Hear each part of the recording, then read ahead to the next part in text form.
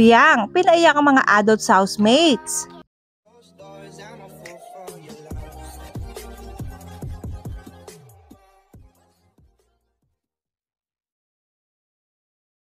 Grabe talaga ang taas nito ni Kuya mga ka-DJ, sinusubok ang pagkakaibigan nyo dahil nagkaroon nga sila mga ka-DJ diba ng pataasan ng tower task, kung saan mga ka-DJ after nilang tapusin ang pagpapataas mga ka-DJ ng tower ay binigyan sila ni Kuya ng choice na pwede isa sa kanilang grupo ang magbato ng tower ng isa't isa. Pero mga ka-DJ paunahan lang ito kung sinong unang magtaas ng flag nila. Ayun na magkakaroon ng pagkakataon na batuhin ang tower nila. Ang mga adults mga ka-DJ sinabi nila dahil naawa sila sa mga teens so wala daw talaga silang balak batuhin ang tower ng mga teens. Maliban na lang mga ka-DJ kay Dylan kasi very competitive siya. Samantalang mga teens mga ka-DJ wala din talaga silang balak na batuhin ang tower ng mga adults kaso sa hindi inaasahang pagkakataon. Ayaw naman nila mga ka-DJ maunahan mabato ang tower nila. Kaso si Fiang mga ka-DJ iniisip rin niya mga kasamahan niya. Wala din talaga sila balak mga ka-DJ batuhin ang tower ng adults kaso biglang tayo itong si Kulat mga ka-DJ, akala nila babatuhin ang tower nila, yung pala iihilang. Kaya naman sa hindi inaasahang pagkakataon mga ka-DJ bigla na itaas ni Fiang ang flag nila dahil iniisip niya baka unahan sila. At ayun na nga mga ka-DJ ang hudyat na pwede nila batuhin ang tower ng